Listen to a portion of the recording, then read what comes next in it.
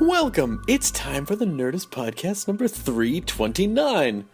Maybe you're listening to this podcast right now, and your girlfriend is next to you, derisively mouthing your words. No? No? Oh, she's doing the zip the lip thing. Not gonna talk? No, because... You're doing it! No, you shouldn't. No, you're talking. I've had so many people come up to me and be like, I don't care what other people say. I like you on the intros. I don't know what that means, but I'm just not going to talk anymore. Oh my god, it's the old, I don't care.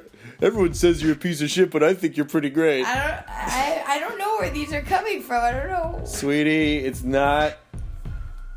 Maybe two people. I don't know where. I don't know. Anyway, it don't matter. Well, I like you on the intros. Hey, I like my house, my rules. My house, my rules. I love you on the intros. Well, two people don't, so that overrules one person. No, you know, it's when you're like an insecure performer, two people can overrule like 1,000 people. No, I know. If the 1,000 people said really nice things. I know how it works. Good. This was a really nice moment. Yeah. What would you do if I sang out of tune? Are you allowed to do that on here? I just fucking did it. My house, my rules. I'm going to be doing stand-up around the country as soon as Talking Dead wraps, and so March 30th, Doctor Who premieres on BBC America, and then the Nerdist TV show is on 10 o'clock that night. Then Sunday the 31st is the season finale of Walking Dead and Talking Dead, and then I go on the road. I'm going to New York, to Caroline's in April, and then going to Madison, Wisconsin, and Denver, and Portland, and Baltimore, and DC. Go to nerdist.com/calendar for ticket links to all those. I'd like to thank, as a sponsor to this episode of Nerdist Podcast, Audible. Audible.com. If you've listened to an audiobook, you probably got it from Audible. And you can go to audible.com/Nerdist to get a free audiobook download right now. 100,000 titles to choose from. Every genre. Audible's got it covered. I don't know why I said that twice. No, I don't. Stop mouthing the words! There's a new book that came out that's being republished. All the Rave, The Rise and Fall of Sean Fanning's Napster. It's a really kind of an inside account of the file-sharing revolution and its effect on the music industry. And it's the 10th anniversary release. It was out of print. Now you can get it as an audiobook with a special interview with the author, Joseph Menn. So maybe check that out as a free audiobook download by going to audible.com/Nerdist. Thank you so much to Audible for sponsoring this episode of the podcast, which is Rich Moore. I was so excited to meet Rich Moore when I moderated the Disney panel at Comic-Con last year in San Diego because, you know, Rich was a Simpsons guy and then directed Wreck-It Ralph, and I was so excited that Wreck-It Ralph turned out to be the movie that I hoped it would be. And Rich is a really sweet, super funny guy, really cool. So there's a lot of great first couple of seasons of Simpsons stories on here, in addition to some good Wreck-It Ralph stuff, and then just general horsing around with words, not in a physical sense. We're not that way. You've heard this podcast. Why are you smiling at me over there, Clodard? What is it? Look, I don't care what other people say. I think you're pretty cute. Oh, stop! That sucks! You totally have a crush on me. Maybe. Oh! I don't know. Really? Maybe. Alright, I'm gonna turn this off and then, What are you gonna do? I'm gonna wreck it! What? I'm sorry. I'm sorry. I'm sorry for laughing at my own stupid joke.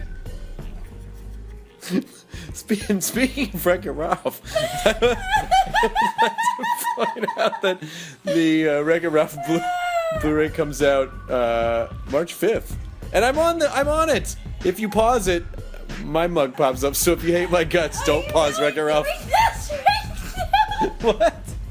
What? Are you really promoting the Wreck-It Ralph? Yes, people should watch it. Why wouldn't I? I'm just saying I'm gonna That's what Ralph says. All right, fine. I'll leave you to it then. All right, Rich Moore, Nerdist Podcast. Hashtag, I'm gonna wreck it. Your segues are so stupid. What are you, the internet?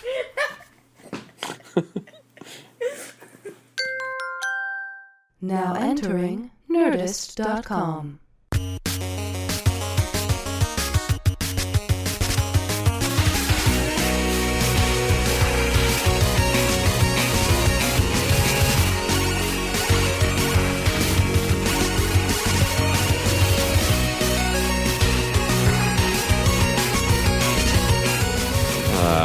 Rich Moore. It's so exciting to see you. Man, I love...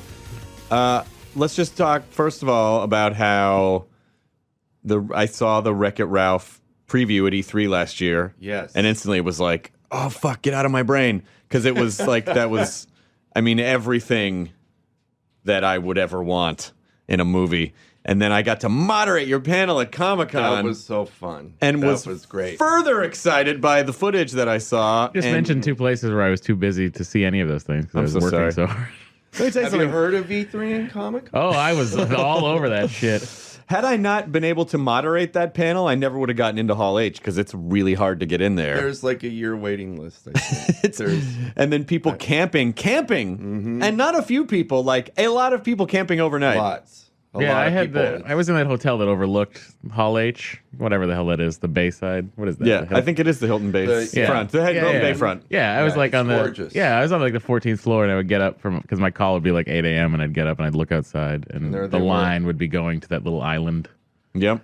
I was Today's just geek so and sad. today's nerd, you got to work at it. What about tomorrow's nerd? Let's get on that. Tomorrow's nerd? I can't even. Google imagine that. Glasses, everybody. Oh, that's going to be so Yay! cool. Another thing That's to carry gonna be around. so cool. It'll be That's- great. It'll be awesome. Can I look at you and then Wreck-It Ralph starts playing? Is that how Google That's, Glasses work? I'm hoping that it kind of recognizes things and little pieces I have of a theory. animation. I have a theory that what you can start doing is hacking the Google Glasses. That's a good And then idea. just start throwing like chat roulette, surprise, spontaneous dicks in people's field of vision, where they're just walking and like talking to their grandma. Oh my God! And then you're gonna Wait, do you watch. know- Why, Grandma, you have a penis. Yes. You no longer, Honey, you knew that. You no longer have to imagine someone else when you're having sex with your girlfriend, right? Yeah, exactly. That's how it works? Yeah, that's. I'm sure that'll be Wearing glasses during sex. That's all I can see. the idea. It's that a handicap.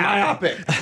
I think the fun new thing will be reaction videos of people getting horrible images thrown into their Google Glasses. I like that. And just like seeing them go, jeez, and then like having to whip off the We gotta start working on I'm into it. I'm into guys. it. With the millions of dollars we're sitting on right now It's that like we're great not. idea. Probably dozens You know of what? dollars. I had $1 million idea in Japan when we were there promoting the movie. What about the $1 million idea called Wreck-It Ralph? No. This is bigger, guys. Okay, This okay. is bigger.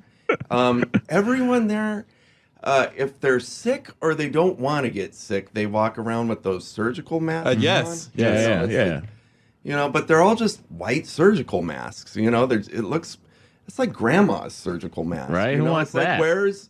Where's the designer surgical mask for the person who's sick? Where's the one that has the weeping angel Where's the teeth one, on it? like Bane? Yeah. It's like, where's that? I was thinking It's like, guys, Louis Vuitton or Gucci, arigato. but we could do that. Ohio gozaimasu, Batman. Near me. Ohio gozaimasu, Batman-san. I don't Batman want to get whatever you have. I'm glad everyone has a Bane. That makes me I happy. know, mine's horrible. No, You know, everyone's It's is- become the new Michael Caine. I It think. kind of is. And they rhyme. Bane. Bane and Well, Kane. I mean, and they're both in Yeah. the same movie, so Michael it works Bane. out. Good night, you sons of. I'm not going to do it. I'm not That's going to pretty sit good, around Michael here Caine. and watch Yeah. another Wayne die. Blame it on Rio. I don't understand what was you're a movie saying. he was I'm in? Michael Caine. Your name's Bane. I gotta go.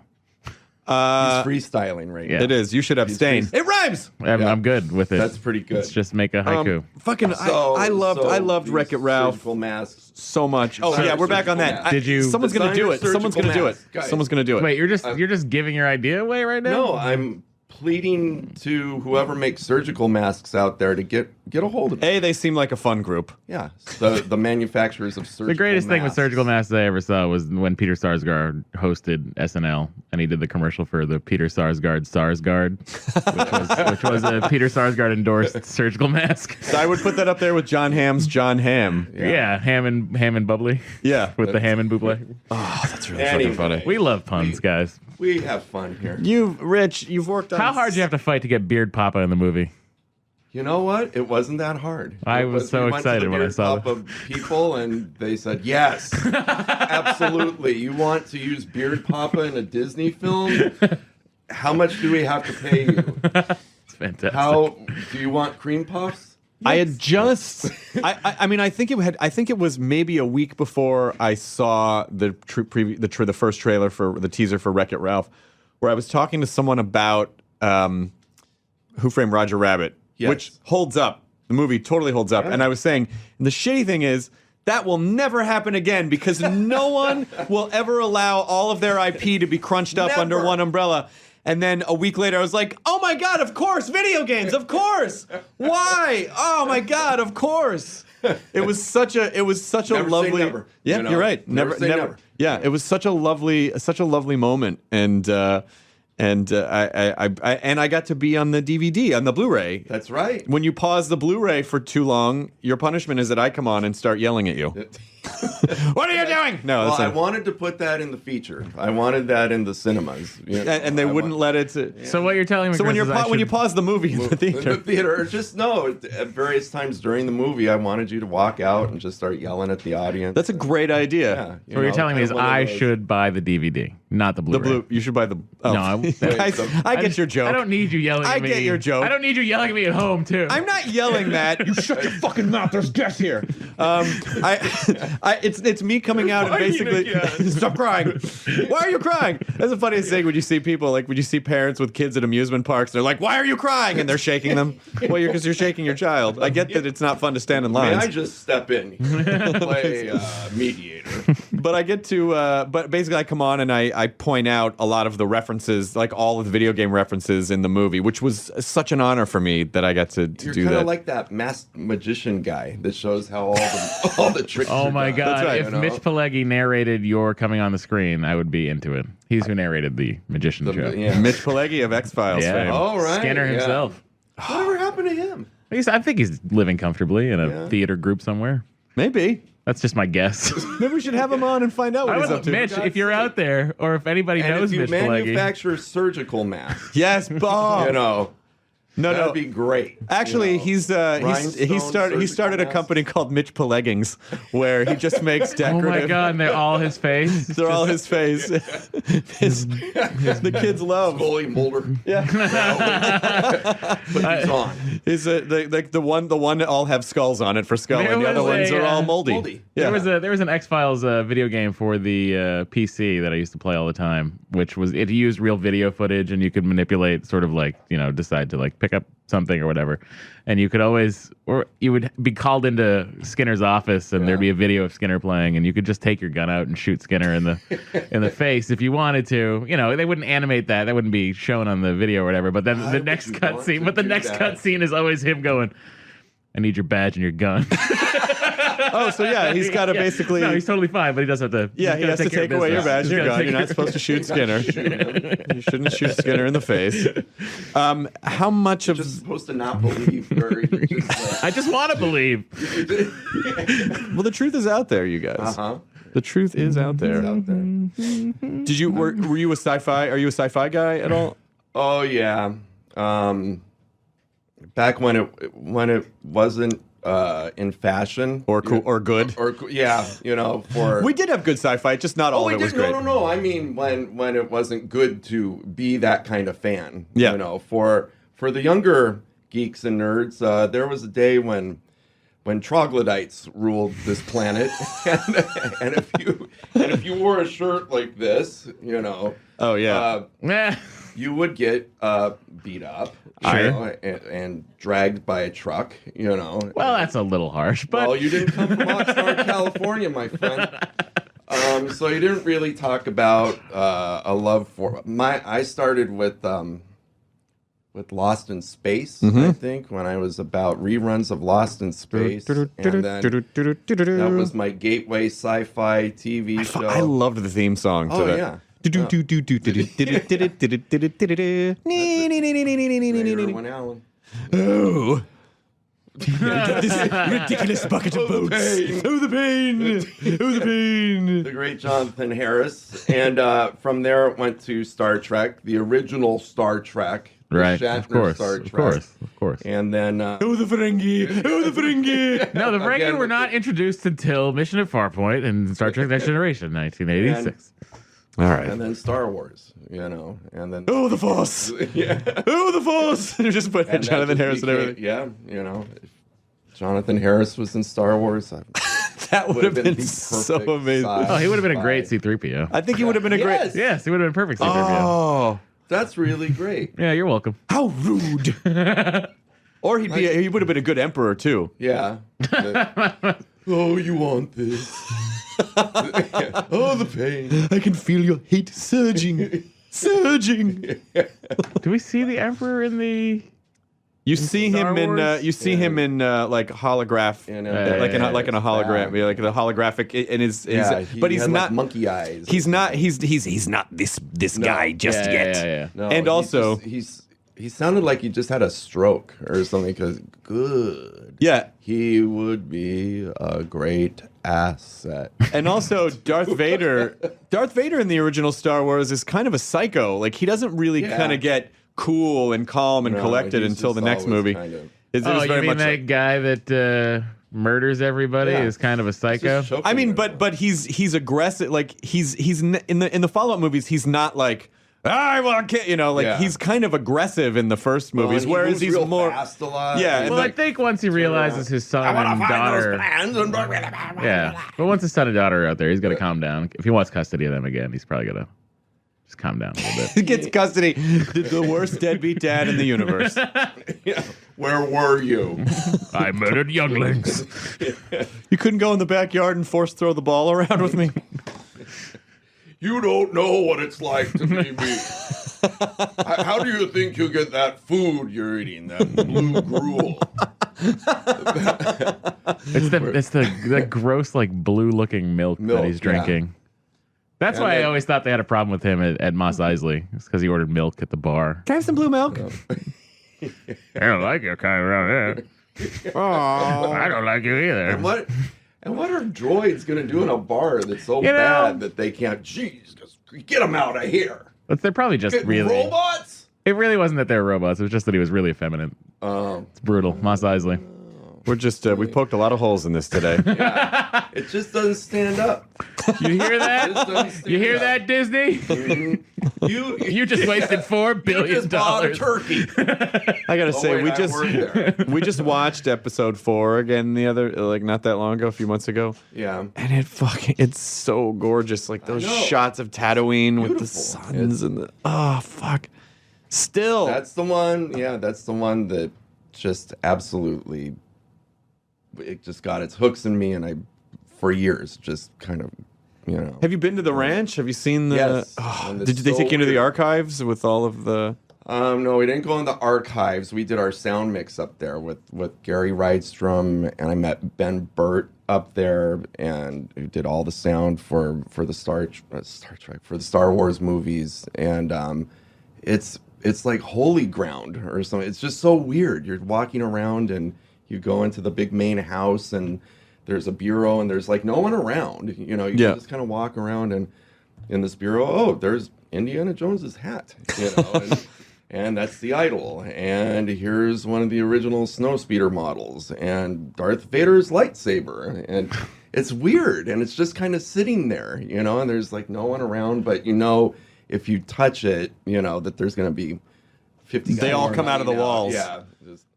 Or So- there's some little security droid that comes out and But man, it's gorgeous and just kind of wow. This is where they did all the matte paintings that in this one building where they have like everything, like original droids, like Ark of the Covenant, Yeah. fucking original concept pieces for Jabba and Howard the Duck. Carbonite. No, there was Howard the Duck was not there. Willow. Matt Mardigan. Matt Mardigan. Matt Mardigan. They also have this line, like you would see in a hardware store, of shower doors just slid into these slots. Yeah. Oh. Because the shower doors were the aspect ratio, so they Right. used them for matte painting. So they just bought fucking shower doors. Right, and then painted on that. Painted, and so then, they slide them out and show you, and it's a shower door, but it's like, oh, that's the scene when they're in the hangar, and then Right. all of the stormtroopers, and Holy it shit. fucking look, and then like the Millennium Falcon, and when you look at it, it's a gorgeous painting, but it looks flat. And when you take a picture of it, It has all it that just dimension. boom, like Yeah. it looks like it's a real Oh, they're thing. amazing. I love those old paintings. Shower Disney, doors. Yeah, Disney has an archives that when I started at the studio, they like to take all the new hires over to kind of, we can check out the archive, show you where we keep all the. Oh my God! Thank old you animation for stuff. inviting us. We would love Yeah, to go you with you guys could come sometime. over. Yeah, thanks. sometimes. Right And after, so I'm they're- pretty free. Right Yeah, after no, this. I mean, like, we could go. So you go in and they're like, okay, well, we have a lot of old, the old drawings and background paintings and stuff. And they're like, we'd like to start by showing you this. And they pull out an animation folder and with animation paper in there. And they're like, they don't touch it. They're using like these little sticks to kind of, go through the pages. And it's the original rough animation from Steamboat Willie. Jesus Christ. It's like, oh my God, this. I'm looking at the drawings, from Achoo! Disintegrate.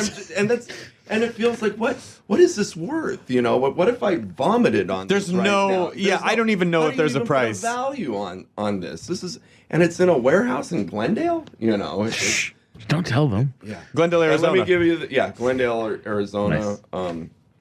The address is fake address. I think what we should do The is address is fake address. You know- Master of improv. You know what they should do? You know what they should do is just they should prank the Storage Wars people and just put up a storage facade on these archives. Oh my God! And just let them bid like $1,500. And it's like this is Jesus Christ. We're just joking. Yeah. We're just joking, yup, guy. Yup, guy. Our bananas are here. The Yay! man is here with our bananas. There's so many things that I want to talk to you about. A lot of the process of Wreck-It Ralph. Thank you. How you were able to pitch it, how long the process took. But let's go back to the fact that you, my friend, were a Simpsons animator. I was. Who were you? I had Guilty. did you know do you know my friend Brad Abelson? Did you know Brad? Yes, I do know Brad. Yeah. He kind of came after my time, but we all kind of know each other. in What that was world, your time at Simpsons? I was there season 1 through 5. And Good that for was, you. like, 89 through 93. So what was the process of altering the Simpsons between the first and The third? Tracy Ullman show? Oh, what the? Yeah, I mean, obviously the Tracy Ullman was super, super rough, but I mean the animation, like the character design changed between like the first, second, and third season, and Homer went from being frosty chocolate milkshakes guy to going to more, to more of what we think of him now. Well, I think that he began the voice. Dan Castellaneta was doing something that was more kind of it was kind of a Walter Matthau, Yeah. impersonation. Wanna get your feelings? Yeah, I'm trying to remember some of those shorts. Good night, boy. It had that really kind of, it was a more just kind of nurturing and kind voice, Yeah. But he couldn't. They found very quickly that Homer needed to get loud, Yeah. and scream a lot, and that voice wasn't just conducive to that. So he tried different things, and it just kind of like with the drawing style of it too. We were always evolving the characters because more and more people had to draw them. Our crew kept expanding, so we'd have to build these packs of model sheets that have various angles on the characters and turnarounds of the characters, and and that began to kind of solidify them into how they look. Because you today. stopped after the first few seasons, you stopped ever seeing the characters dead on, face on. Yeah, we stopped doing that because we felt, well, it just flattened them out, and they just didn't look as appealing as they did when they were at a slight 3/4 or 7/8 view, So, but we did do a lot of flat on. I think those were kind of funny, I remember doing a show where we just cut to Homer's face flat on with this vacant expression, and it played really great, I think. But I don't agree with everything, But Was the decision to make them yellow really so people would think they needed to adjust their TV set? No, I think that. Well, I don't know.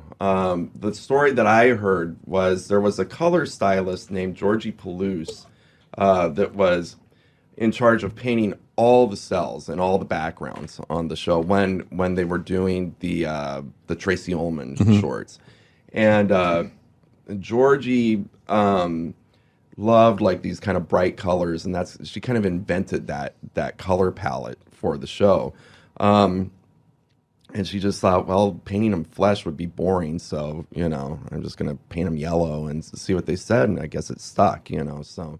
That's the story I heard. The wives' tale is like, they did it so people would think they had to adjust the color on their sets. sets. And what was funny is in that first season, we used to go through. There used to be a step in the process called telecine, where you would send the print to this place that would balance the color for television. It was like the step between film and video. And they didn't know that the characters were supposed to be yellow, so they would try to adjust it back to kind of a flesh color.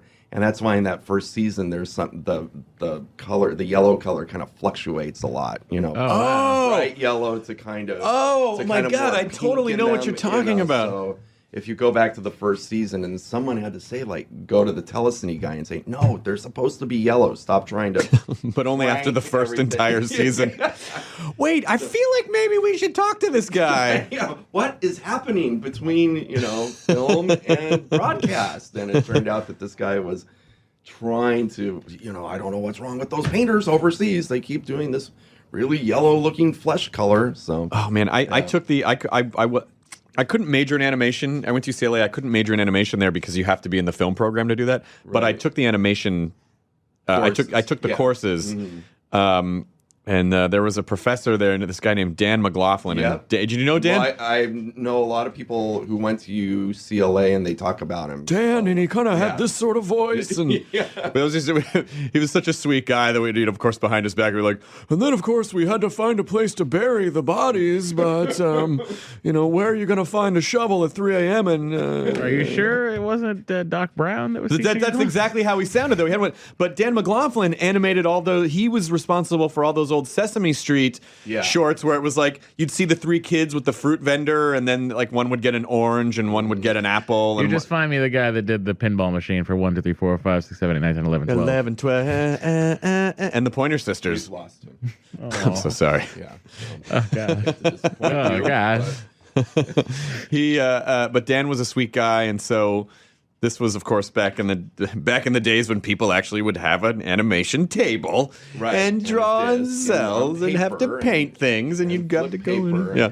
And that's how The Simpsons were done. I mean, The Simpsons were done with the exact same technology that they did Snow White, so really just as a matter of process, nothing changed very much from, the first. I think The Simpsons looks too slick now. I think you need a little element of a little shittiness in there. I think they resisted going digital for years, for that reason, because whenever they would do tests with the new technology, Matt would say, "God, it looks too slick," like you're saying, and it looks digital, looks electronic, and it lost kind of the homemade quality, of the show. And they did all kinds of things. They tried to put like film grain over the whole thing. They tried to hit the shitty button, put the shitty filter on.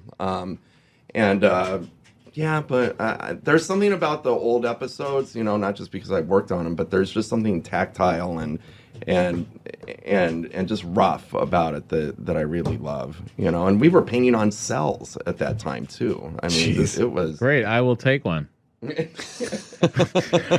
Okay, he just carries them around. Well, I mean, I just assume once we. Oh my God, he does carry Is that them not around. now? So when you're doing a full CG movie, Yeah. is there any part of you, the animation nerd of you, that's a little brokenhearted? It's like, oh, I mean, we could print out a scene from it, but it's not. But we don't have It's the not- cells. Well, and that's not like a functional piece of the process. You know, Right. You're just kind of making something that's collectible. You Right. know, it's like when Disney would put out the limited edition Cinderella cell, you know, and it was just made for, Yeah. you know, for collectors. It wasn't an actual, you know, frame from the movie. And that's what I always loved about cells. You know, it's like this, you know, is one of many that made the scene, you know, that made it work. It's not just like a piece of art that someone manufactured to sell as a collectible. I have a couple of fun cells. I have a Ren and Stimpy cell. Yeah. And then I have a Wizards cell that I bought from Ralph Bakshi.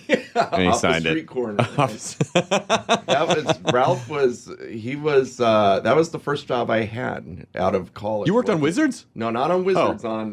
No, that was kind of at Ralph's pinnacle. I caught him on the way down. A bunch of us caught him when he was doing the Mighty Mouse Saturday morning show. Oh, with John Kay. Yeah, with John. Yeah. So for a lot of us, myself, Andrew Stanton, Sure. Jim Reardon, Bruce Timm, you know, a lot of Vicky Jensen, who was the director on Shrek. Just a lot of great people were there on that show. And it was for myself and Jim Reardon and Andrew Stanton, it was our first job out of Cal Arts. And Ralph hired us as writers. For some reason, we were writing Saturday morning cartoons. Wreck-It Ralph Bakshi. Oh my God! I mean, it was the best first job for a young animator right out. Yeah, of that college. show was so like the original Mighty Mouse, because we had John Kay on the podcast too, Yeah. and it was just like it just sort of crept through, and he said like we all showed up, and all of a sudden it was like we have to make a show, Right. and we don't really have a lot of time, and all the animators have to write it because there's It was so strange. I mean, it was a really, I don't know how any work got done. You know, it was just like going to work and messing around, just kind of fucking around, and I guess I better do some drawings and stuff. And somehow these shows were getting done, and somehow they were getting past the censor. And I mean, there wasn't really objectionable things to them. They were just weird. Yeah. You know, they were just very kind of surreal and obtuse. And what's the censor going to say? We can't put that on. That's too obtuse. Right. Yeah. That's too absurd. It just falls outside the. Yeah. So, but it was great. And Ralph was actually the first guy to give me a chance at directing. You know, so I credit or blame the great Ralph Bakshi for hoisting me upon the planet. There's no way when you're working on Simpsons season 1, you're like, this is going to go for 25 seasons. No, but I do remember thinking, and that was a weird time back then, because it was pretty bleak for animation. Like, this was like 89, and coming out of college, you couldn't really go to Disney had not kind of taken that step forward with the Little Mermaid and all that. That was all kind of in the works. And television animation television. was a mess. It was Filmation, which had just gone out of business, and DIC, D-I-C. Yeah, that did Inspector yeah. Gadget. Inspector Gadget and lots of shows DIC. based on toys and you know. So there wasn't really much out there, So to land a job with someone like Bakshi, who really tried, and he was pitching shows like crazy to networks, and that's where we really got to have a lot of fun, working on these wild projects with him.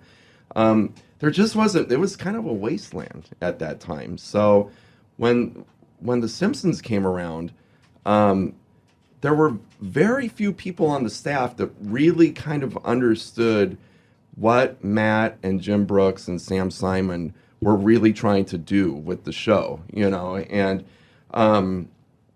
you had a lot of people working on it on the animation end who had worked on stuff like Scooby-Doo, and Right. just all those Hanna-Barbera cartoons in the 70s. And they just they didn't understand it. Not trying to be mean, but they just didn't understand what this sense of humor was, And there was maybe about 10 of us on the staff, that kind of got what it was, and we would read the scripts and say, I would say to myself, like, my God, this is gold. This is everything I've ever wanted to do, in animation. And if I don't, give it my all, I don't think I'll be able to live with myself. And if this doesn't get off the ground and have a chance, I can't live with myself in the future, So, I mean, I just absolutely poured my heart and soul into that show. And the first season was just, I cannot remember anything else going on in the world except Simpsons. Like, there's a whole area of my life for about 3 or 4 years that who was the president or what, and people will bring up current events from that time, and I was like, I have no idea what you're talking. I was on The Simpsons then. It's such an incredible, like a good, I'm sure, I don't know if people really understand, but a really good cartoon requires, there's a little bit of luck that at every point, that every artist it's like, you have to have amazing music, you have to have amazing performances, you have to have amazing art, you have to have amazing direction, you have to have amazing story. Like, there's so many different places where it can sag, and when it works. And when it works, it's great, but The Simpsons had kind of it had kind of a rocky beginning, the series, because there were people working on the show on the animation end who did not understand what we were trying to do, and Fox almost, when we screened the very first episode to the network, they almost pulled the plug on the whole Jesus. thing, because it was nothing like The Simpsons like you know it now. They said, what is this? This is just like a Saturday morning cartoon, and if not for Jim Brooks saying to I'm trying to remember Barry Diller, who was in charge of the studio there at that time. He said, "No, we'll get it. We'll, we've got good people on it right now. We'll get the humor." If not for Jim, like, saying, "Please, give us another chance," there would be no Simpsons. I mean, there was a moment where it looked like, this was not going to happen, and that what they wanted to do couldn't be done. But then luckily, as shows started to come back, that were directed by the people, who've been with the show now for years, they realized, okay, we can do this. This is possible. Oh my God, that's just like even thinking about a world without The Simpsons and what happens to comedy and Conan and like all those like, and just all of the, like, just the ripple effect that had across comedy and a bunch of young people and their comedy development. And, oh my God! Everything that came after. Things would be so different. Who was, when you were growing up? Who was your who were your animation heroes? My animation heroes. Well, I loved the Looney Tunes cartoons. I loved Chuck Jones and Tex Avery, Bob Clampett. Those were the ones that I. Did you like it? The names that I knew. I didn't. I talked to John Kay about this, but I was like, I didn't really like the Robert McKimson years. Yeah, and then he was like, "No, they were great." Well, I mean, I like them. But it's just another style with the characters. Like I like all those directors of that time. I like Friz Freleng. I like Friz as much as I like Bob Clampett.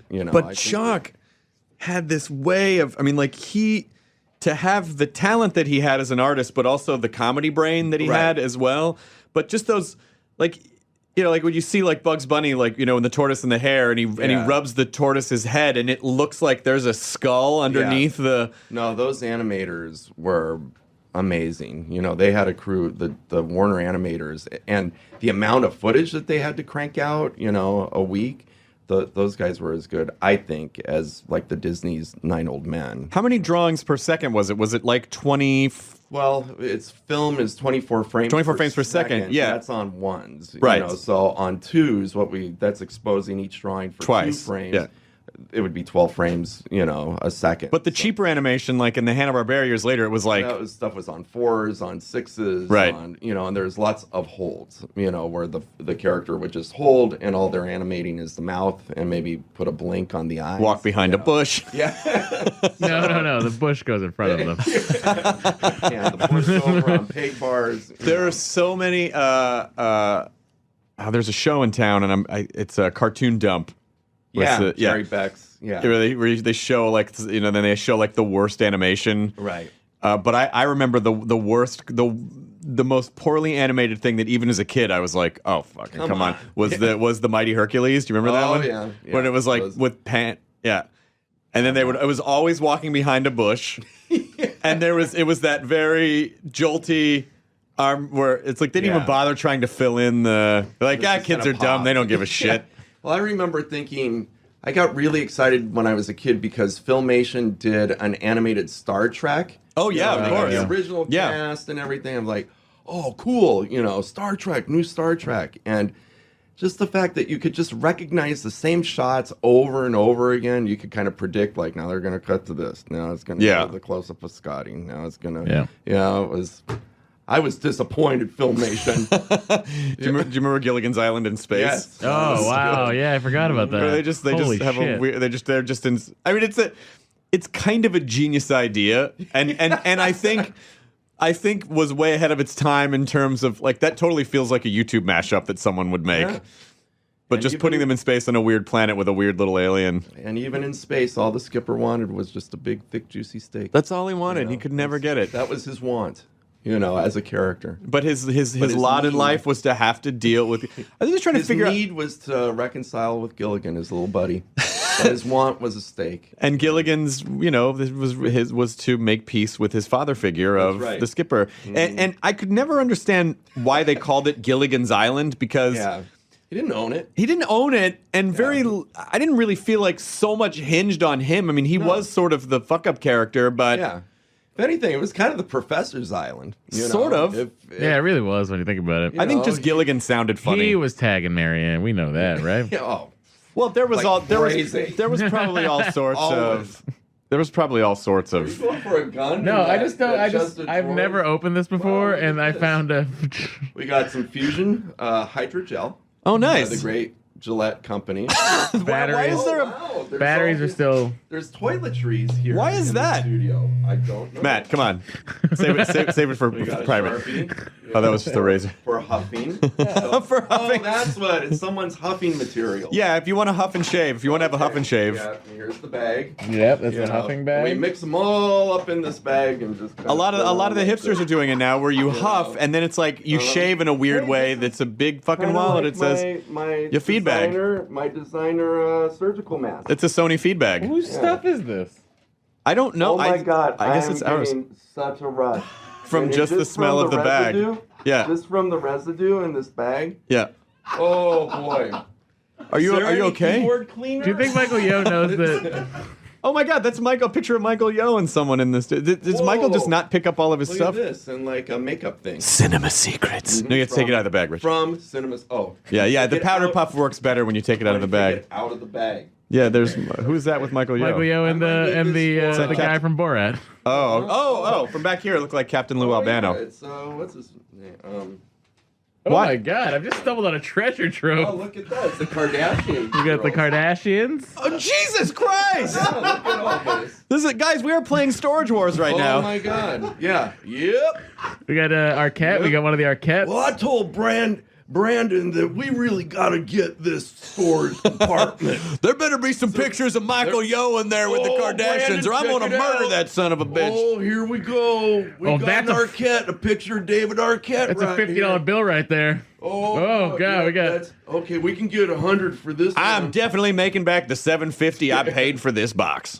It gets real sad when I don't know who the fuck I don't these even people know who are. the celebrities are. That happens a lot in this building. I don't know who that is.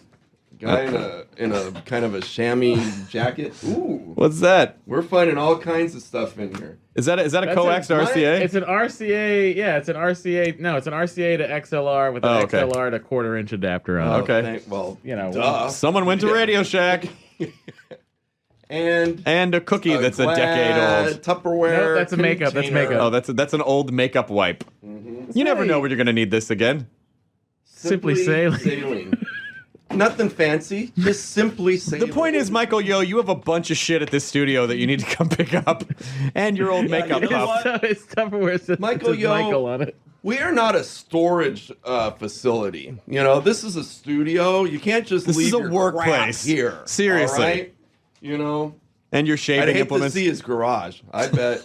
It's probably clean because all of his shit's here. That's true. That's true. Hang on. Wait, what folder boy. did you find? Tax returns.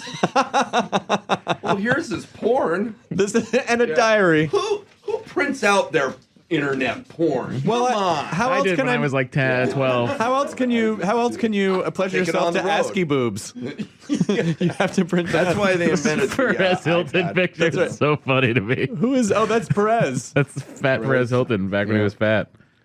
No, he was, thin challenged. We don't say No, I can say it.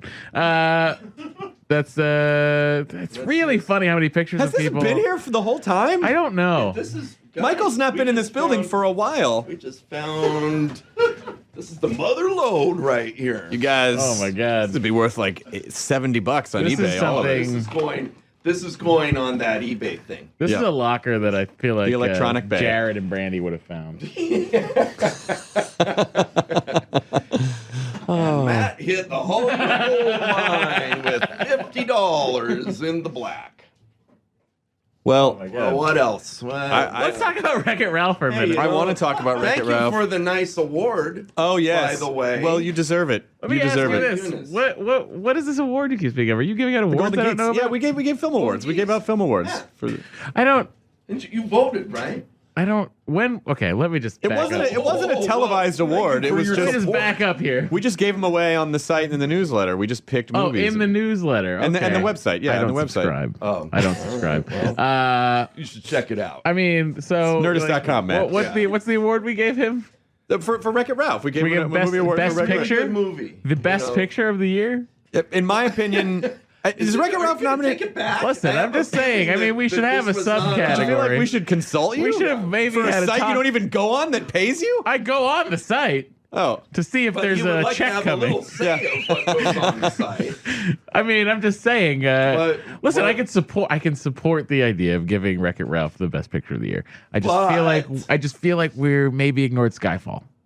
that's his problem right now. I feel like we He's- maybe just was like, oh, forget about Skyfall. He's If we had a best, let's go with best movie that isn't Skyfall. Wreck-It Ralph, yay! Matt, to be fair, Rich. To be fair, Matt Myra wants to be James Bond's underwear. Like Oh, he just could man, not I will get be enough. James Bond's fat cousin. He. Matt Bond. Jamie Bond works too. Hey James. James, you coming to Grandma's thing? No, I mean, would we you got please? a thing. I've told you to stop talking No, to me like, in we gotta public. go. It's like there's like a bar. We gotta Is that go. one of those Walter? Walter? Is it a Walter? I don't know. That's PPK. Just go. You'd be triple Is that a 07. Walter PP? Well, listen, I guess I shouldn't celebrate this yet because it sounds like you guys have a little. Can I tell you something, Rich? discussing to do. Can I tell you something, Rich? Should I step out? Let me tell you something about Matt Myra. Bravo. Matt I Matt love Myra, to Wreck-It be Ralph. fair, I love has Wreck-It Ralph. no sway over anything. So This is Well, 100% tell true. him. This is 100% true. They try and try, and I say, Well, no. Listen, You know what? Even though he said all that shit, Matt Myra goes home. Good people. Matt Still Myra, good people. Matt Myra goes home, plays his left-handed Dave Matthews guitar, and weeps while he's watching the DVD extras on Skyfall. usually I'll grab the Les Paul. That's closest to the TV. But I do want to talk about Wreck-It Ralph. Thank you for the award, guys. It came from me, not him.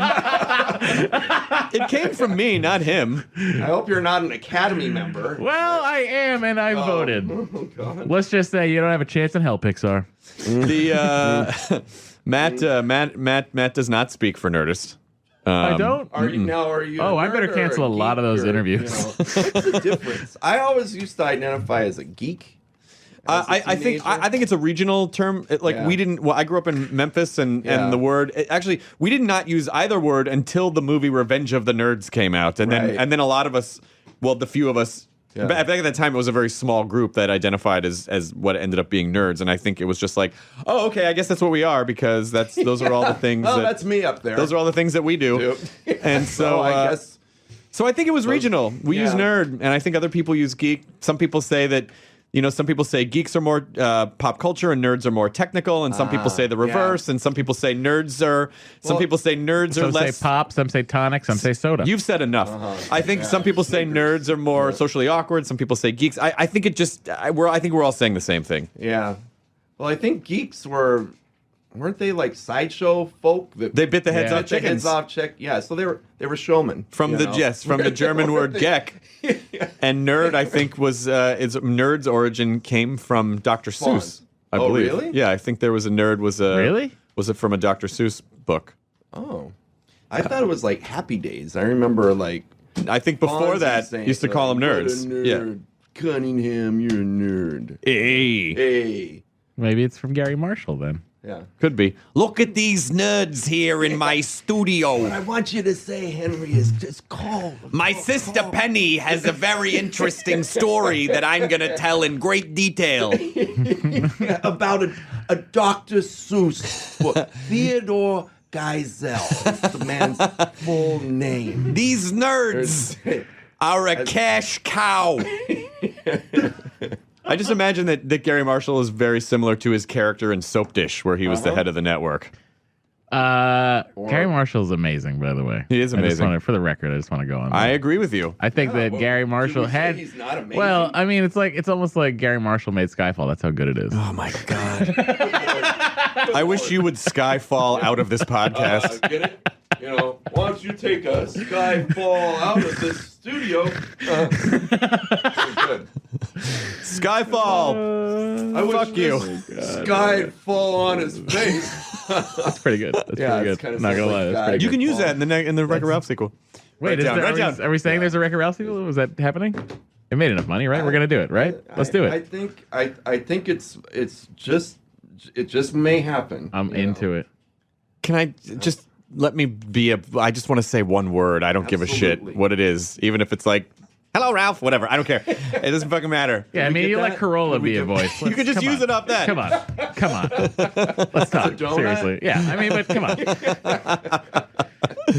So, how much of the movie was? How much of the movie did Sarah and John play around with? How much? Because so much of it, like especially with Vanellope, like you really feel Sarah in there. And our writer was really great at writing dialogue for Sarah, but I would always let the two of them. What we would do, our process in recording would be starting with what was on the page, and get a few takes of that, and usually that was just that'd be kind of our rehearsal and just kind of warming up, for a scene, and then we had a very kind of democratic room, where we would have the writer there, our head of story there, the actors, of course, myself. And then we would just, take a moment and go, okay, how can we make this better? How without being precious to any one part of the process, And then I would let them kind of go with it a little bit, and then take it way off the reservation, take it way away from the page, and let the actors really have fun with it and just take it to where they would want to go with it. And then we'd always end where I would kind of reel them back in a little bit to try and kind of get it onto point, Yeah. So we had a really good time. It was a really very collaborative, creative process, that I wanted to play to the strengths of John and Sarah and the whole cast of just being able to act off of one another and be spontaneous and to have that chemistry, that happens between comedic actors. Yeah. And not squelch that, by being a slave to the animation process. Yeah, well, 'cause, I remember I did a voice on a show called Barnyard. Yeah. And so Barnyard, we would record as an entire cast, which is rare because a lot of That's times cool. they'll have you record one at a time. And Separately. we recorded as an entire cast, and then we would kind of do a similar thing where we do a regular pass as written, and then like they would call it, let's do a wacky pass. Right, And so yeah. you would do that, and most of it was totally unusable because it would always inevitably it was like, and now I'm raining shit on this forest. And so, but the function was that a lot of stuff they were able to use, but it just connected the actors. Right. In a way that when you're just reading lines off a page, you may not necessarily. It forced everyone to connect. Right. And in those kind of, crazy passes, it can unlock something that maybe as discovered is not quite right, but then you can just kind of fold it right into, another pass on things. So I'm a firm believer in just kind of playing with the material, and not being precious to, this is how it should be. Every word of this is gold, and just say it how it is here. In the You script. ultimately want what's the funniest. And I think that when I have someone like John and Sarah and Jack McBrayer and Jane Lynch and Alan Tudyk, it's like they can bring some, and that's why I wanted those actors, because there would be something in the characters that they would get, that myself or the writer would not, think of, so that's exactly why I wanted them involved, to kind of bring that extra. I also layer. wanted to drop that reference just to let you know that I have done a lot of voiceover work. Awesome. And so I could easily say, hey, Ralph. You're being very Matt Myra right now. What? No, I've not insulted the guest. What are you talking about? He's being opposite. I'm sorry. Matt Myra. I'm sorry if the 50th anniversary of James Bond was very important to me. Okay, all right. I don't know if this is. Were you? Daniel Craig were here right now. Oh my God, is that a thing? Kyle, our PA, referenced that. I don't know if this is true or not, but that are you a model for one of the characters on The Simpsons? Were you a model for one of the? Did they use you as a reference point? We did a model for one of the characters. Did they use? We did. Well, that's so nice to hear, since The Simpsons are always described as grotesque and ugly. No! Well, Someone else insult him. No, I think there was a point where we did caricatures. Yeah, there was a character. Yeah, and I believe myself and David Silverman, one of the other directors, and Wes Archer made it in. There's like a big model pack, that where all the turnarounds of the characters, that everyone kind of dips into to kind of pull characters from our caricatures, made it in there. And every so often, like my kids will say like, "Oh, hey, Dad, you're on Simpsons right now." Well, it's like because when you watch the Poochie episode and all the writers around the table, you're like, well, those guys had to have written on the show, right. and that's those are caricatures of the writers, and I think, what episode when at Myers at the Itchy and Scratchy studio, it's David, Wes, and I are like the animators, in the room. Oh, that's cool. So there's. Yeah, lots of caricatures that are in the background in Simpsons, even though Matt Groening hates those. He would always say, like, I hated in Warner Brothers cartoons where all of a sudden the background characters, they look overly designed. And you just know, like, that's a caricature of someone who I have no idea who it is. And I don't care, I don't care. And it just takes me right out of the cartoon. So don't put any of those into The Simpsons. And of course, we put those in. Sure, at a certain point, they're just Matt Groening can't get out of his house because of the money pile in front of the door, and then you have the opportunity to do all the things you want. Matt, we're gonna push it under the money. Oh my God, I would love to see that episode of Hoarders where they just go in and it's just cash everywhere. There's just dead animals trapped under piles of. But with well, me and Brandon really hit the jackpot with this one. You got 5 seconds to check it out. My God, it looks like it's just filled with money. Has anyone ever just found money on Storage Wars? They usually can find, not a massive amount of money, but enough. But I think what's Brandon, funny about that? We're gonna get this one. I feel like if they clearly saw $30 million in cash, it would still go for $1,500. Yeah, like the locker would still go for $1,500 because I'm a collector, and those cash bags look like they're very old Brinks bags. Now here's what Barry would say. He'd be like, I could get. He's some like, cash I'm not even for interested in the cash. I think there could be something back there, like a box. I think it now should. Behind those bags, they should just fucking mash all those. They should just make like ghost duck storage hunters. It's like you're looking for haunted storage bins with the souls of ducks, and that's all they're. I would watch that. Of course I would you would watch that all day. Of course you would. A ghost duck scared the hell out of me as a boy. Now I believe in them. Let's Have talk you had him on here? No, I haven't had him on yet, bro. But it just occurred. Are you the ghost that's been pushing this old woman? Come on out, bro. Come at me, bro. Come on. What, are you afraid, ghost? You scare other people, but you can't scare me, ghost? No, you're a douchebag. Oh, shit. It's real. It's real. It's real. Like you would say. Yeah. And then a him-shaped hole in the wall. Did you just feel that cold chill? You know, they always find stuff. Oh, you're right under a vent. Yeah, they always find stuff that the viewer at home cannot experience. Yeah. Right. Like, Yeah, of I course. just felt something go through me that just chilled me to the bone. And do you ever notice, like, when they watch the footage, like, something will go across the, like, they'll Yeah. say something went across the screen and they put a circle around it and you're still like, It's fucking dust. I don't see it. Yeah. It's like, it's a dust. No, thing. it's an unsettled No, that's- spirit. You weren't there, bro. You didn't feel that thing go right through me. Now, Oh, and then we use the magic microphone. Oh, the that best picks up EVP. voices. The best is the K2 meter that they have, which is just... You hear that? It said it's gonna come and get me. please get out. You're irritating the undead. But the K2 meter, which is the thing that always has a penny shoved in it, like Yeah, it's like yeah. this is their scientific thing that needs a penny it. to hold down the button. Yeah. Did you feel that, bro? Hey, I did want to point out one cartoon that I think that I think a lot of people people around closer to our age or kind of animation nerds know about, but does not get enough credit anymore. As Duckman was a fucking great Duckman's cartoon. great. Klasky Shupo. did that, man. Yeah. That was what's his name? Everett Peck, who designed it, and he's a Part of great a- illustrator. USA's Friday night yeah. or Saturday night lineup, right? Jason, what? Jason Jason yeah. Alexander and That Dweezil was a Zappa. really, really funny show. Man, I love that show. Should come back. Yeah. But back to Wreck-It Ralph, which at this point everyone's seen Wreck-It Ralph. I thought we are just talking about Well, even if- reality shows that we like about ghosts and storage bins. Even if you've already seen Wreck-It Ralph, you can watch it again on Blu-ray. See, I'm Also, trying to. You know, Which you should. Skyfall. Well, I mean, Blu-ray's already out. I already pre-ordered. It's fine.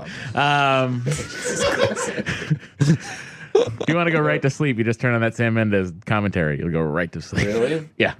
But I did. I got through it. It was enjoyable. Sometimes you need to sleep. Yeah, so you know, then I was that's good. super tired. You know, it's not bad. How long does it take? Do you when you're doing? Do you do any? How much hand drawing goes into the character design, and then when does it hop over to full CG? Like what? How long does it take to make Wreck-It Ralph? Well, the whole thing took about just a little under 4 years, which is actually a pretty quick schedule for a movie. I mean, sometimes a movie can take twice as long. You know, some take 8 years. You know, so I want to be an obtuse executive and go, 4 years, it's an hour and a half. What's the problem? What are you doing? you can do 100 Simpsons in 4 years. Get on your computer and Yeah. dippity doppity. You're done. Don't they You have know a what? button now? My grandkid can do it. I'm going to bring him in. I'm going to bring my grandkid in, okay? He's gonna Brandon, do it. come in here. He's gonna do Brandon. it. Show them how you did that thing on the YouTubes. Fuck off, Dad. Yeah, Brandon. I should spend more time with You you. don't appreciate what I do, Dad. I really don't. Yeah, you're right. What do you want? He's I got me had there. you when I was 60. He's got me there. I don't know what this is, how it works.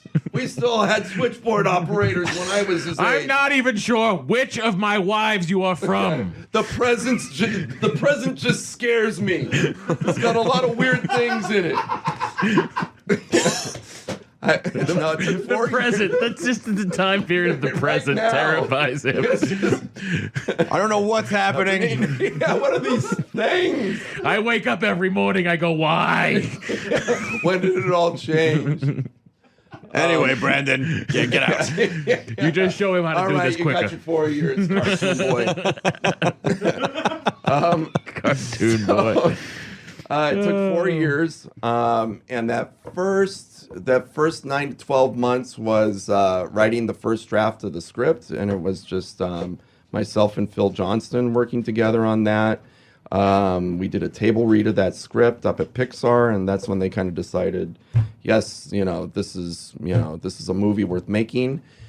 And we had about 18 months of storyboarding, and during that 18 months to about 2 years, we make very rough versions of the movie using storyboard panels and building these animatics, and we kind of watch it as a complete movie. And I get together with my colleagues and we talk about what's working, what isn't, how can we make it better. And we did that 7 times over the course of the film. And in theory, it's supposed to be getting better and better, you know. And at the same time that that's going on, we're designing the movie. We're designing every prop, every background, every character. And it does begin with hand drawing, you know, with sketches and trying to discover, you know, what kind of character is Ralph? You know, is he animal? Is he a human? Is he a monster? You know, so we leave no stone unturned in really kind of trying to get the best, you know, for these films. And then we had about a 9-month period of animating, and we go into production. We're actually making the movie. We have to light the movie at the end, you know, because we're basically working within a 3D set, you know, that's within the computer. And just like a real set, you have to light that. You know, you have to put lights to make everything look the best it can be. So it's a long, tedious, arduous process that I love. You know, it's just a control freak's dream come true. Oh, of course, you get to manipulate the entire world. Everything. But that's what I loved about The Simpsons too, was that especially for comedy and animation, I had the ability to control a scene right down to the frame, you know, of like, okay, it was a matter of, okay, should he get hit on the head on frame 2 or 3? Well, 2. And it really came down to that science of splitting hairs with frames. Like, what is the funniest, you know, down to a 1/24th like of a second. So, and it's always like when you're on the recording side, and you bring all this, you bring whatever you think you can to the stuff that you're reading, and then you actually see the visuals, and you're like, I had no idea that visual gag. There's so many other wonderful things happen. And what's cool is like every step of the process kind of feeds every other part. You know, like I would show John and Sarah, those story reels that I was talking about, to give them an idea of what the movie's going to feel like, and they kind of pick up on that, like the energy of what the scene is about, and then I would show the animators reference footage of John or Sarah or Jane or Jack, recording, and they're very kind of animated, and they're, they don't just stand there and, talk, they're really getting into the part, and the animators would pick up on little nuances, from the actors. So the story crew sometimes feeds off of the design team. They see a cool design that someone did for a character, and they'll say, oh, that guy's so cool, I'm going to put him into this scene, or the design team sees what the story crew is doing and saying like, oh, that's a neat location, I want to kind of play around with that, so it's so collaborative, where one piece kind of, even though it's kind of compartmentalized, into different steps in a process, they really overlap and touch, and I mean, as an animation director, I think it's an incredible feat, because you have to have a singular vision, but I think you also have to be flexible to allow all the different people to do their job, and not, because if we focus too much on one area, then it just doesn't work as a whole piece. Absolutely, and I'm always, the biggest part of my job is to listen, because I am working with some of the greatest artists, animators, actors, technicians in the world, and they are there because they have great opinions on, their area of expertise. So if I start to pretend like I've got all the answers, then I'm not going to get half of what the movie can be. So I'm always, I do remain flexible. I do kind of stick to my guns as far as the vision of what the movie should be, but always listen to kind of,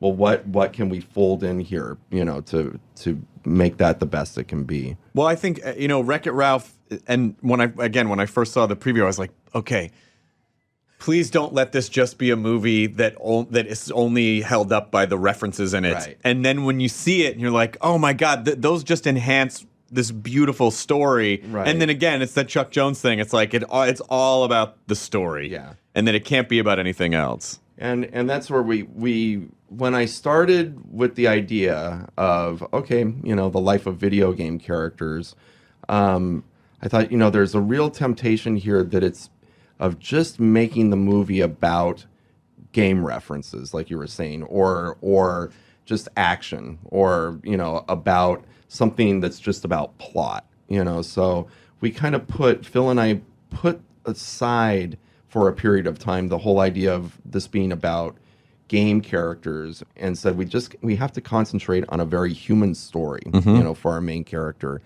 And we spent weeks and months of really kind of honing that, and getting, really to the core of like, well, who's our main character and what does he want? And what's he doing?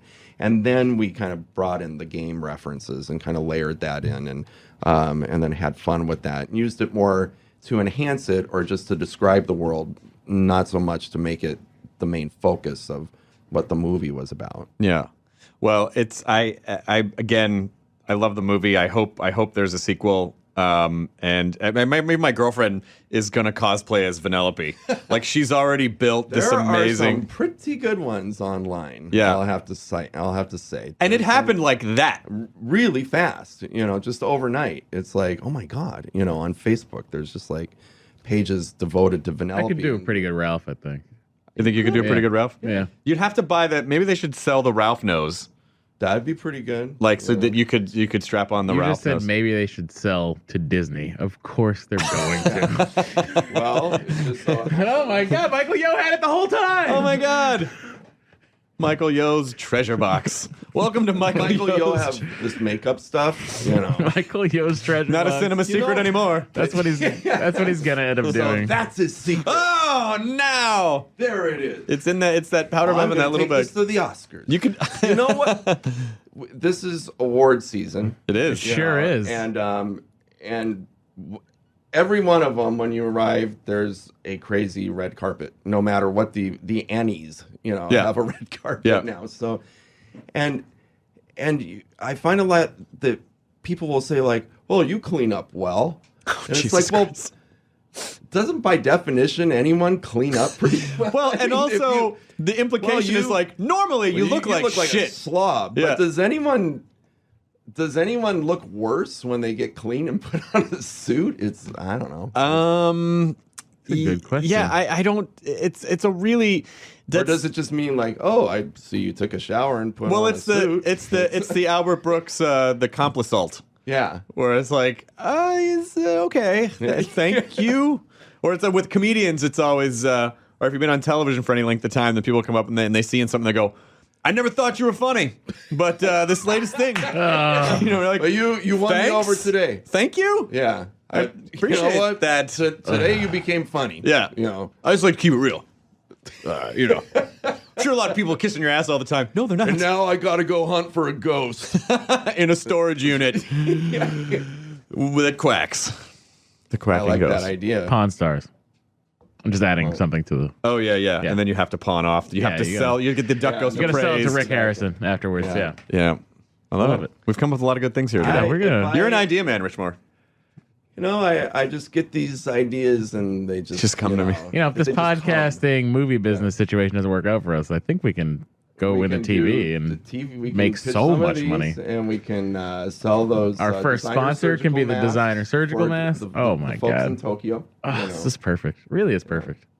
You did know, a good thing I mean, here. you've been to Tokyo. I never have. I always want to go. I know. Should we go right after the podcast? Why have you never been to Tokyo? Oh, I don't have because I goodness. worked too much. The things that we talk about and hear, I mean, they have entire neighborhoods that are dedicated to everything you'd find in a 9-year-old boy's room. It's just like entire, Yeah. what are like subcultures here are ways of life Sure. for people there, where it's just like They have robots. Yeah. they have a robot restaurant that I just Google it, folks. They also have a restaurant where a monkey serves you sake at a sushi place. They have maid bars where you go and They're dressed in a girl maids. dressed like an anime French maid will pour you tea and play cards with you. You Yeah. know, it's What are we? good, man. Why are we wasting our time in know. Los Angeles? pretty good. Let's go to An Tokyo. anime maid interviewed me there. What? Really? Yeah, she was a journalist, and all the people, the camera people, all the tech people, just it wasn't like, oh my God, look at this girl dressed. They're just like kind of, yeah, it's a girl dressed like a maid. She's going to talk to you, and then she's going to go clean up that stateroom. Yeah, I don't know what the problem is. Stateroom. Look at the American. Thinks it's weird. Are you just like, what are we doing? What the hell is? Okay, wow, a maid's here. Yep. All right. And here's a guy with a hand puppet in her. And my last question for you, Rich, is do you need more towels? Yeah. And I tried to kind of make references like that, and They her weren't- face was kind of, what? Shouldn't I even. don't get, what do you mean, housekeeping? Well, because you're dressed as. yeah. So I'm not in on so I it. got a little lost on them, but all right. it's a great place. We'll go. We got We'll go right after we go to the Disney archives. Yeah. Disney Archives. Here's what. Okay. Anyone have like a calendar we can start? Somebody penciling Yeah. stuff like- in? Yeah. Disney Archives. Disney Archives. Yep. We'll do that Tuesday. Sounds good to me. I'll be there. You Sure, guys no good problem. For Tuesday. Yep. And then maybe that night we can go get some dinner at the Smokehouse. It's Yeah, close. I love it. Smokehouse. I love it. Great. And then maybe Garlic. Then we right to Burbank Airport, where we'll fly let's to LAX. No. Let's go to And go to Burbank Tokyo. Airport. Then we fly up to SFO. We'll visit Skywalker Ranch. Oh, Skywalker Ranch. Yeah, we'll take you to the we'll archives. see. Take you to the Yeah, we'll archives. go to We'll Pixar, go to too. Pixar. We'll hit up the grab cereal John bar. Lasseter. We'll hit up the cereal Just bar. grab him. Yeah. Just put a John, bag over his head and come throw on, him in the we're car. going. Yeah. Skywalker's place. We're going to Skywalker's. Is there anything? Oh, that new space rib joint? Yeah. Skywalker's place. Yeah. We're going over there. I'll have the tauntaun steaks And and some of that blue milk. some Ewok fingers. Tauntaun hot sauce. What was it? The Didn't we have a tauntaun pun with sauce or something like that? I forget. We'll be eating I'm a trying to little remember. tauntaun.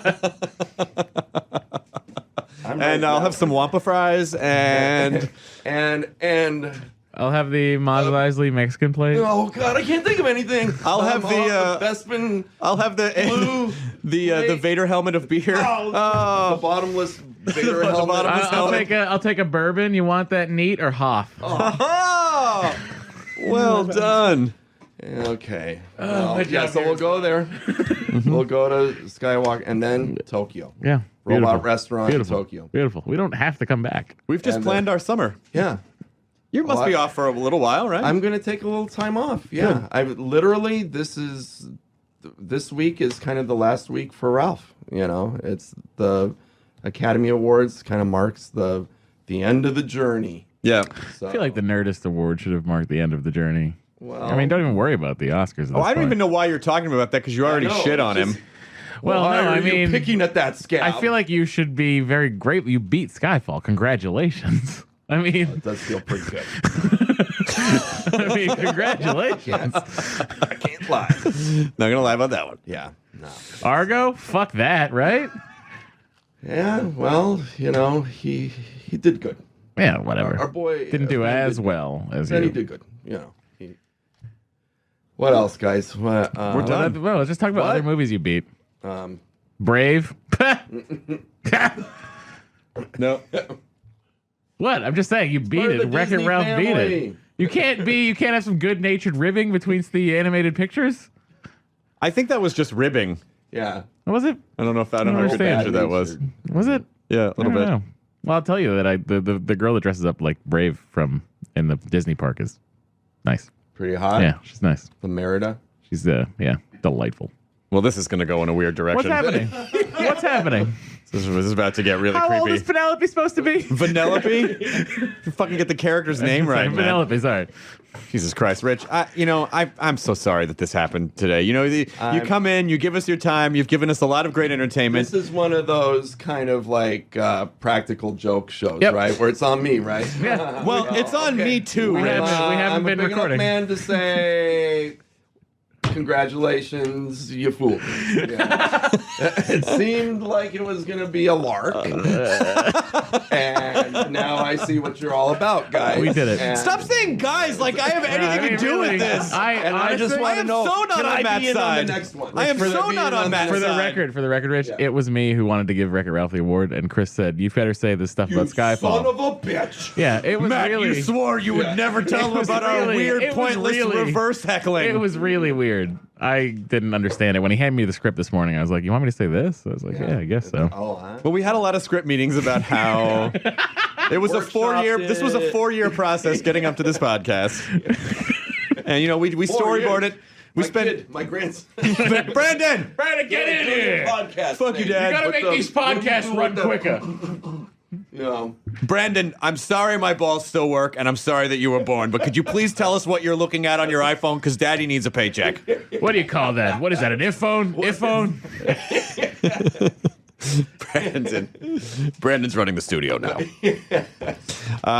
That's it. Rich Moore. Well, I thank you, guys. adore your work, and you're a lovely gentleman, and Well, thank you for thank coming on. Wreck-It Ralph's Very, fantastic. very- Here's how good Wreck-It Ralph is. As soon as it was over, I walked out of the Americana at the Grove. yeah. Or not the Grove, you know, Wait, the the Americana, Americana. Grove North, as I call it. Yeah, in I walked Glendale. out of the Americana Theater, went right to Target and bought a video game. That's how good Wreck-It Ralph We was. walked out of the El Capitan, went right into the gift shop, and bought a bunch of Wreck-It Ralph stuff. I bought the Wreck-It Ralph hands.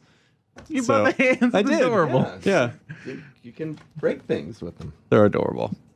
All right, Well, thank you, guys. enjoy your so burrito, much. everyone. Now leaving Nerdist.com. Enjoy your burrito.